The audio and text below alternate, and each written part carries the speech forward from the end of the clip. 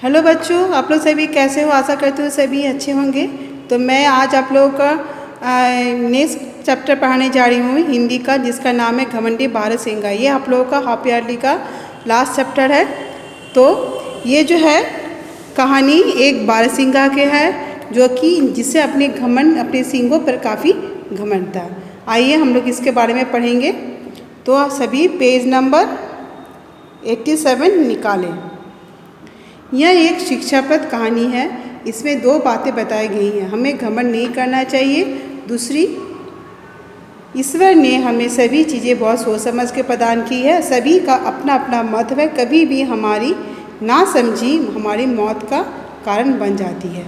तो ये एक शिक्षाप्रद कहानी है जिससे हमें दो बातें इससे पता चलता है कि हमें कभी भी घमंड नहीं करना चाहिए, यानी हमारे पास जो भी है हमें उसी में संतुष्ट रहना चाहिए। और ईश्वर ने जो भी चीज़ हमें दिया है वो काफ़ी सोच समझ के दिया है, हमें उसी में संतुष्ट होना चाहिए। कभी भी ईश्वर को कोसना नहीं चाहिए। और सभी चीज़ों का अपना अपना महत्व होता है। कभी कभी यही हमारी नासमझी हमारे मौत का कारण बन जाती है। एक जंगल में एक बारहसिंगा रहता था। एक जंगल में एक बारहसिंगा रहता था। उससे अपने सींगों की सुंदरता पर बहुत घमंड था। ये जो बारहसिंगा को क्या, अपने सींगों पर काफ़ी घमंड था।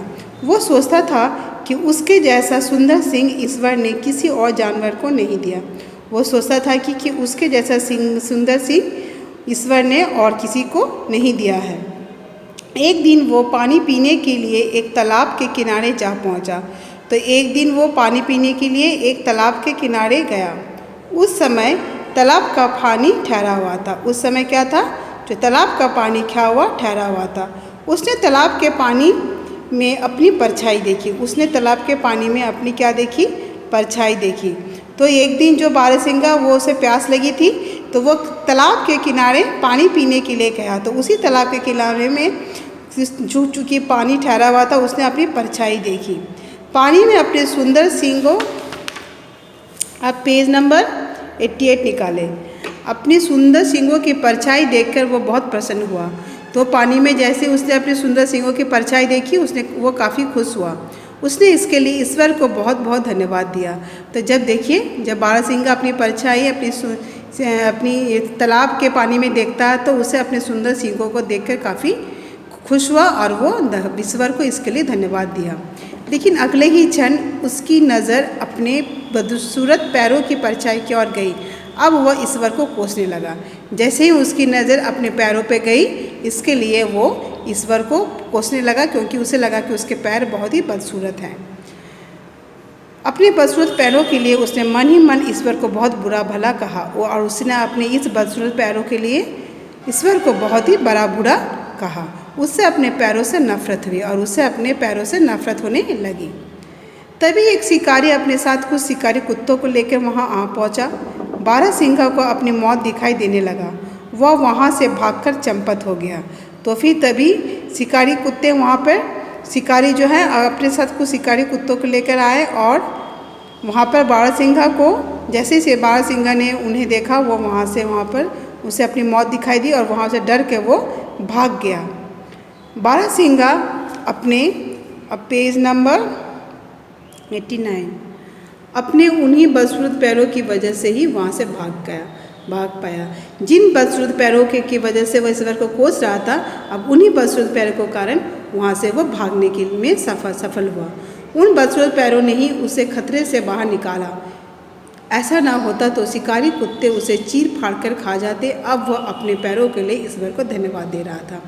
ठीक है, जब वो शिकारी कुत्तों को अपने सामने खड़ा पाया, तो वहाँ से वो अपनी मौत के डर से वहाँ से भागा। तो उसे तब वहाँ से महसूस हुआ कि आज उसके अगर बदसूरत पैर ना होते तो फिर वो शिकारी कुत्तों से बचकर भाग ना पाता, और वो शिकारी कुत्ते उसे सामने पाकर चीर फाड़ के खा जाते। इसके लिए उसने ईश्वर को धन्यवाद दिया। बारहसिंगा भागा चला जा रहा था कि अचानक झाड़ी आ गई। वो इसी तरह से वो उन शिकारी कुत्तों से डर के भाग रहा था। अचानक उसकी झाड़ियाँ आ गई। बारहसिंगा अचानक वहाँ पर झाड़ियाँ आ गई। बारहसिंगा के सुंदर सींग झाड़ियों में उलझ गए, और उसके जो सुंदर सींग थे झाड़ियों में उलझ गए। उसने उन सींगों को जितना निकालने की कोशिश की, उतने ही उलझते चले गए। तो उन सींगों को वो जितना निकालने का कोशिश करता रहा, वह उनमें और अधिक भी फंसता चला गया, उलझता चला गया। वह बुरी तरह थक गया और झाड़ियों से बाहर नहीं निकल सका। और वह पूरी तरह थक गया और वो उन झाड़ियों से बाहर नहीं निकल सका। तभी वे शिकारी कुत्ते वहाँ आ पहुँचे। उन्होंने घमंडी बारहसिंगा को पकड़ लिया और मार डाला। तभी वहाँ पर जो शिकारी कुत्ते थे वहाँ पे आ पहुँचे और जो घमंडी बारहसिंगा को पकड़ लिया और मार डाला। फिर है पेज नंबर 90। बारहसिंगा के सुंदर सिंह ही उसकी मौत के कारण बन गया और उसके जो अपने सिंगों पर इतना घमंड था उसकी मौत का वो कारण बन गया। तो हम लोग इससे ये जान पाते हैं कि उसके सुंदर सिंह झाड़ियों में फंसने के कारण वो वहाँ से वह निकल नहीं पाया और शिकारी कुत्ता वहाँ पर उसे पहुँच गए और उसे वो मार डाला। तो बच्चों यहाँ पर शिक्षा दी गई है कि हमें कभी किसी वस्तु पर घमंड नहीं करना चाहिए और हर वस्तु का अपना महत्व होता है। तो हमें इससे यह शिक्षा मिलती है कि हमें कभी भी किसी वस्तु पर घमंड नहीं करना चाहिए और हमारे पास जो भी चीज़ है हमें उसी में संतुष्ट होना चाहिए, क्योंकि उसका कुछ न कुछ महत्व होता है। तो देखिए इसमें जो है जीवन मूल्य है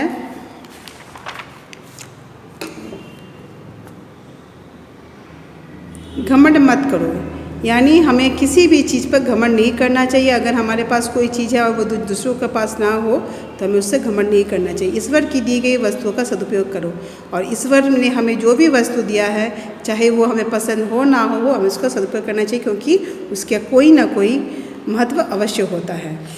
फिर है आपका